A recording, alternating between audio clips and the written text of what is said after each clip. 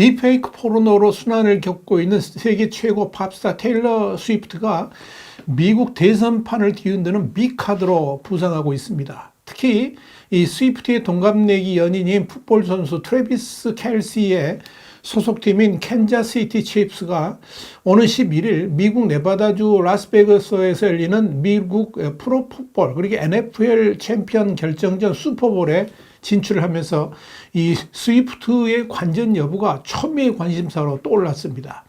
음모론이 판치는 미 대선 현장을 Y타임스가 추적해 봤습니다. 지금 시작합니다.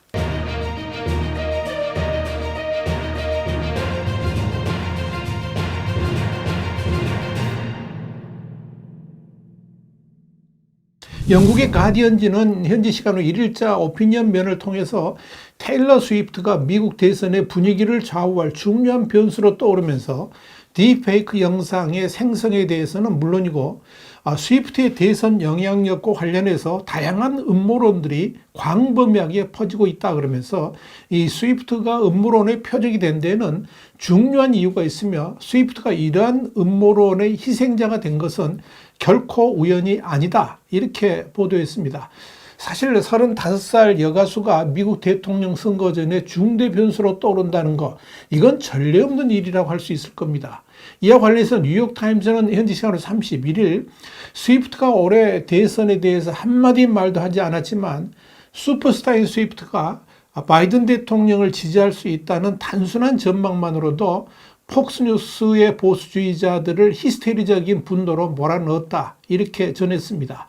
스위프트에 대한 음모론도 바로 이런 정치적 극단 지지자들로 인해서 생겨나는 겁니다. 한마디로 스위프트가 민주당의 조 바이든 대통령을 지지할 가능성이 높으니까 아예 싹을 자르자 이런 측면에서 기획되고 전파되고 있다는 것이 가디언의 진단입니다. 뉴욕타임스도 스위프트의 음모론과 관련해서 트럼프 극성 지지층인 마가 그러니까 미국을 다시 유대하게 그 사이에서 돌고 있는 내용들을 소개를 했습니다. 스위프트가 사실 국방부의 비밀 요원이며 젊은 유권자들이 11월 대선에서 바이든에게 투표하도록 부추길 것이다 이런 내용들입니다. 연일 뉴스를 쏟아내고 있는 스위프트와 켈시의 공개연애 역시 바이든의 재선을 위해 짜고 치는 이벤트라는 음모론도 함께 퍼지고 있습니다.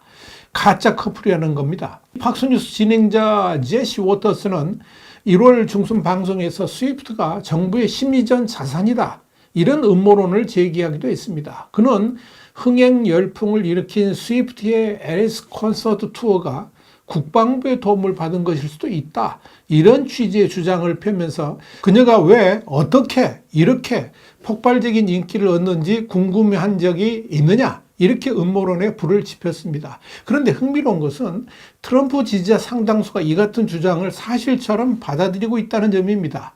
이들은 X 그러니까 옛 트위터 등에서 테일러 스위프트는 선거 개입으로 조사받아야 된다 하는 글을 공유하고 있습니다. 이런 가운데 친트럼프 인사들은 앞다투어 음모론을 확산해 가고 있습니다. 방송인 마이크 크리스피는 슈퍼볼 당일 벌어질 광경에 대해서 예언을 했는데 캔자스의 슈퍼볼 행은 이미 결정이 돼 있었고 전후반 사이 열리는 음악 공연인 하프타임 쇼에 맞춰서 스위프트와 켈시가 만나서 바이든 지지를 외칠 것이다 이런 주장을 했습니다. 스위프트는 이번 대선에서 누구를 지지하는지 공개적으로 밝힌 적은 없습니다만은 2020년 대선에서는 바이든을 지지한 바 있습니다. 그렇기 때문에 트럼프 지지자들은 스위프트가 이번에도 바이든을 지지할 것이고 그래서 슈퍼볼에 나와서 선거에 영향을 미쳐서는 안 된다는 주장을 하고 있는 것입니다. 폭스뉴스의 톡쇼인 더5를 진행하는 제닌 피로도 그녀 그러니까 스위프트와 같이 인기 있는 사람이 정치적 발언을 한다면 당신의 팬들 그러니까 스위프트의 팬들을 스위프티라고 그러는데 이 스위프티를 멀어지게 할 수도 있지 않느냐 이렇게 반문하면서 그러니까 정치에 관여하지 말라 우리는 당신을 거기서 보고 싶지 않다 이렇게 말을 한 겁니다. 이렇게 친 트럼프 지지자들이 스위프트의 행동에 대해서 신경을 쓰고 또 심지어 음모론까지 만들어 퍼뜨리는 것은 스위프트가 미국 사회에 미치는 영향력이 그만큼 크기 때문일 것입니다. 스위프트는 사상 최초로 콘서트만으로도 매출 10억 달러, 1조 3,350억 원을 올리면서 스위프트노믹스라는 신조어를 만들어냈습니다. 스위프트의 음악은 특히 젊은 세대에게 엄청난 호소력이 있습니다. 자유로운 연애를 추구하면서 당당하게 자신의 삶을 드러내 보이는 모습에서도 젊은이들은 열광합니다. 이런 연유로 대중음악인으로는 처음으로 시사주간지 타임에 올해의 인물에 단독 선정될 정도로 그녀의 인기는 하늘을 찌릅니다. 그래서 전성기 시절에 엘비스 프레슬리와 마이클 잭슨에 필적한다, 이런 평가를 받기도 합니다. 중요한 건 스위프트의 음악을 들으면서 성장했던 Z세대, 그러니까 1990년대 중반에서 2000년대 초반 출생자인 이 Z세대에게 엄청난 문화적 영향력을 가지고 있기 때문에 스위프트가 이번 대선과 관련해 가지고 정치적 발언을 한다 그러면 메가톤급 효과를 끼칠 수도 있을 것이라는 점입니다. 이 Z세대는 미국 전체 유권자의 16.4%, 그러니까 한 4,100만 명을 차지합니다. 그러다 보니까 인스타그램 팔로워만 2억 7,900만 명에 달하는 스위프트는 이미 거대한 정치적 영향력을 과시하고 있다, 이렇게 봐도 될 겁니다. 이 정도면 스위프트의 입과 손가락이 이번 대선에도 상당한 파급 효과를 끼칠 수도 있다는 것을 말해주는 겁니다. 시사주간지 뉴스위크가 유권자 1,500명을 상대로 실시해서 현지 시간으로 31일 공개한 설문조사 결과에 따르면 응답자의 45% 정도가 스스로를 스위프트의 팬이라고 답을 했습니다. 그리고 18%는 스위프트가 지지하는 후보에게 표를 던질 가능성이 크다, 이렇게 답을 했습니다. 특히 주목할 것은 트럼프 지지자의 18%가 스위프트가 지지하는 후보에게 투표할 가능성이 있다라고 응답했다는 점입니다. 뉴스에 따르면 테일러 스위프트가 처음으로 정치에 개입한 것은 지난 2018년 중간선거에서 테네시주의 민주당 후보를 지지 선언했을 때였습니다. 그녀는 공화당의 마샤 블랙번의 당선을 저지하겠다면서 2명의 민주당 후보를 지지했는데 결국 이 스위프트의 뜻대로 당락도 결정됐습니다. 또한 지난해 9월에는 인스타그램에 우리는 힘이 막강하다, 우리의 목소리를 선거를 통해 내자, 이런 말과 함께 선거 유권자 등록 안내 페이지 링크를 첨부했습니다. 이 게시글을 올린 뒤에 3만 5천 명이 미국 선거 유권자로 등록을 했습니다. 그리고 지난 대선에서도 바이든을 지지했지만 그때와 지금의 스위프트의 영향력은 비교할 바가 안 될 정도로 엄청나게 커졌습니다. 이 때문에 민주당과 바이든 진영은 다시 이 스위프트의 공개 지지 발언을 이끌어내려고 안간힘을 쓰고 있는 겁니다. 트럼프도 스위프트 변수에 적잖이 신경을 쓰고 있는 것으로 알려졌습니다. 대중문화지 롤링스톤은 트럼프는 측근들에게 내가 스위프트보다 인기가 높고 내 팬들이 스위프트 팬들보다 충성스럽다라고 말했다. 그러면서 스위프트가 바이든 지지 여부를 밝히지 않은 상태에서 트럼프 진영은 그녀를 상대로 성스러운 전쟁을 다짐하고 있다, 이렇게 말을 했다는 겁니다. 특히 이 트럼프 측에서는 이 스위프트가 자신을 지지해 주지 않을 거면 아예 정치적 발언을 해서는 안 된다라고 윽박지르면서 음모론까지 만들어 흔들고 있다, 이렇게 보시면 되는 겁니다. 반면 민주당 입장에서는 이 스위프트의 지지를 이끌어내는데 혼신의 힘을 다하고 있습니다.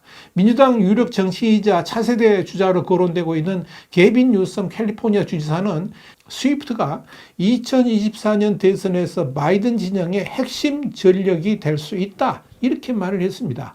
여기에 대해서 뉴욕타임스는 스위프트의 지지를 거의 구걸하다시피 한 것이다, 이렇게 평가했습니다.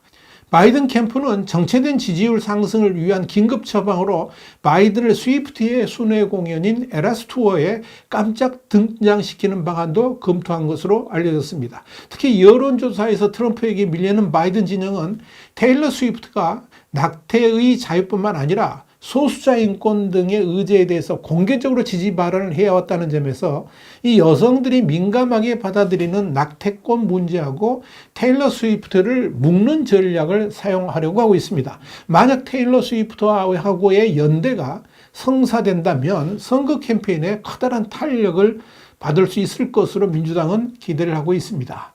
여러분, 세상에는 9.11 테러는 미국 정부가 계획했다는 것부터 코로나19 백신을 맞으면 정신적으로 정부의 지배당하게 된다 하는 것까지 다양한 음모론들이 있고 또 이를 믿는 사람들도 꽤 있습니다. 사람들은 왜 이렇게 황당해 보이는 이런 음모론에 빠져드는 것일까요?